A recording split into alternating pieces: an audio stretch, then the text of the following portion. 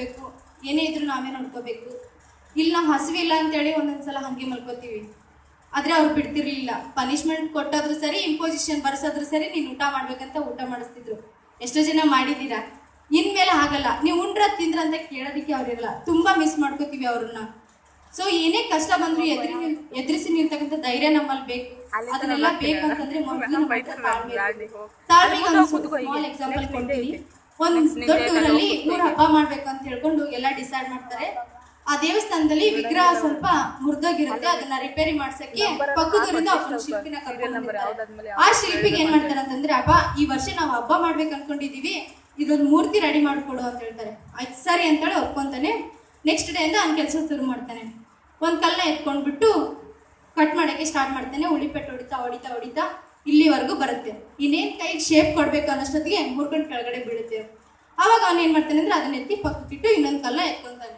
ಆ ಕಲ್ಲು ಕೂಡ ಶೇಪ್ ಕೊಡ್ತಾ ಕೊಡ್ತಾ ಕೊಡ್ತಾ ಇಲ್ಲಿವರೆಗೂ ಬರುತ್ತೆ. ಇಲ್ಲಿವರೆಗೂ ಬಂದಾಗ ಅದು ಕೂಡ ಸಹಿಸ್ಕೊಳ್ಳಾರ್ದೆ ಮುರಿದಾಗ ಬಿಡುತ್ತೆ. ಅದನ್ನ ಎತ್ತಿ ಪಕ್ಕಕ್ಕೆ ಇಡ್ತಾನೆ. ಮೂರನೇ ಕಲ್ಲನ್ನ ಎತ್ಕೊಂತಾನೆ.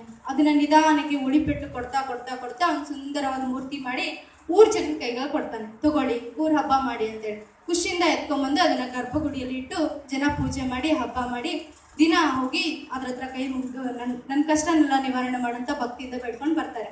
ಹಿಂಗೆ ನಡೀತಿರ್ಬೇಕಾದ್ರೆ ಆಮೇಲೆ ಅವೆರಡು ಕಲ್ಲಿರುತ್ತಲ್ಲ, ಒಂದನ್ನ ಮೆಟ್ಲು ಮಾಡ್ತಾರೆ, ಇನ್ನೊಂದನ್ನ ಗೋಡೆಗೆ ಇಡ್ತಾರೆ.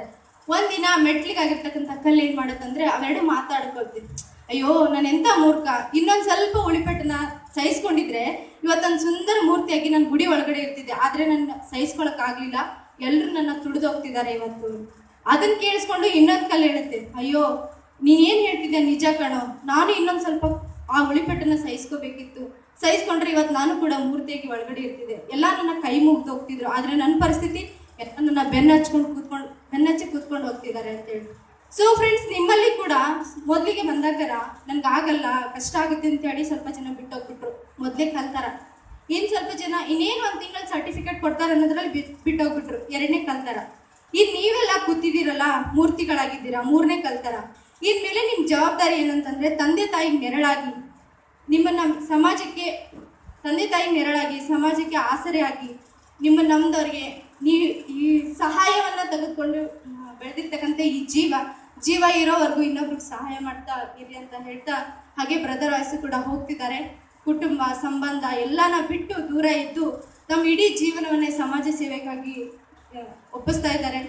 ಎಷ್ಟೇ ಕಷ್ಟ ಬಂದರೂ ಹಿಂದೆ ಒಂದ್ಸಲ ನೆನೆಸ್ಕೊಳ್ಳಿ, ನಮ್ಮನ್ನು ಈ ರೀತಿಯೆಲ್ಲ ನಮ್ಮನ್ನು ಈ ರೀತಿಯೆಲ್ಲ ನೋಡ್ಕೊಂಡ್ರು ಅಂತೇಳಿ. ನೀವು ಒಂದು ಪೊಸಿಷನಲ್ಲಿ ಬಂದಾಗ ನಿಮ್ಗೊಂದು ಜವಾಬ್ದಾರಿ ಅಂತ ಬರುತ್ತೆ. ನಿಮ್ಮಲ್ಲಿ ಕೈಯಲ್ಲೂ ಸ್ವಲ್ಪ ಹಣ ಇರುತ್ತೆ. ಯಾರಾದ್ರೂ ಕಷ್ಟ ಅಂತ ಬಂದಾಗ ಎಲ್ಲ ಕೊಡಿ ಅಂತ